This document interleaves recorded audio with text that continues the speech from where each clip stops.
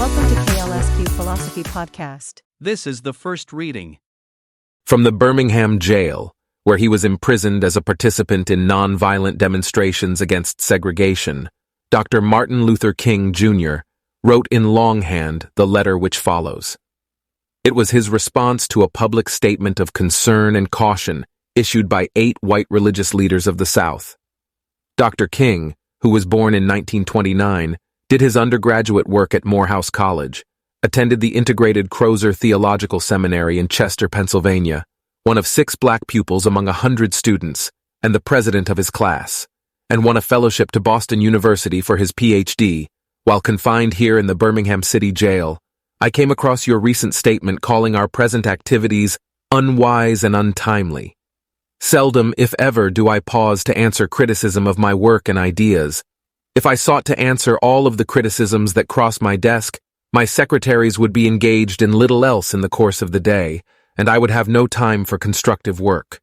But since I feel that you are men of genuine goodwill and your criticisms are sincerely set forth, I would like to answer your statement in what I hope will be patient and reasonable terms. I think I should give the reason for my being in Birmingham, since you have been influenced by the argument of outsiders coming in. I have the honor of serving as president of the Southern Christian Leadership Conference, an organization operating in every southern state, with headquarters in Atlanta, Georgia. We have some 85 affiliate organizations all across the South, one being the Alabama Christian Movement for Human Rights.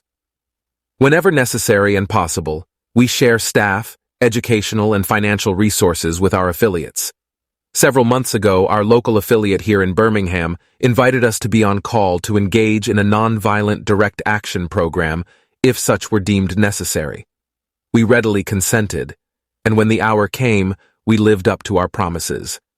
So I am here, along with several members of my staff, because we were invited here. I am here because I have basic organizational ties here. Beyond this, I am in Birmingham because injustice is here. Just as the 8th century prophets left their little villages and carried their "Thus saith the Lord" far beyond the boundaries of their hometowns, and just as the Apostle Paul left his little village of Tarsus and carried the gospel of Jesus Christ to practically every hamlet and city of the Greco-Roman world, I too am compelled to carry the gospel of freedom beyond my particular hometown. Like Paul, I must constantly respond to the Macedonian call for aid. Moreover, I am cognizant of the interrelatedness of all communities and states. I cannot sit idly by in Atlanta and not be concerned about what happens in Birmingham. Injustice anywhere is a threat to justice everywhere. We are caught in an inescapable network of mutuality, tied in a single garment of destiny. Whatever affects one directly affects all indirectly. Never again can we afford to live with the narrow, provincial, outside agitator idea. Anyone who lives inside the United States can never be considered an outsider. You deplore the demonstrations that are presently taking place in Birmingham, but I am sorry that your statement did not express a similar concern for the conditions that brought the demonstrations into being. I am sure that each of you would want to go beyond the superficial social analyst who looks merely at effects and does not grapple with underlying causes. I would not hesitate to say that it is unfortunate that so-called demonstrations are taking place in Birmingham at this time, but I would say in more emphatic terms that it is even more unfortunate that the white power structure of this city left the Negro community with no other alternative. In any nonviolent campaign, there are 4 basic steps: collection of the facts to determine whether injustices are alive, negotiation, self-purification, and direct action.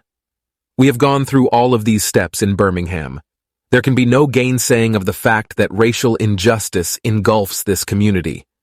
Birmingham is probably the most thoroughly segregated city in the United States. Its ugly record of police brutality is known in every section of this country. Its unjust treatment of Negroes in the courts is a notorious reality.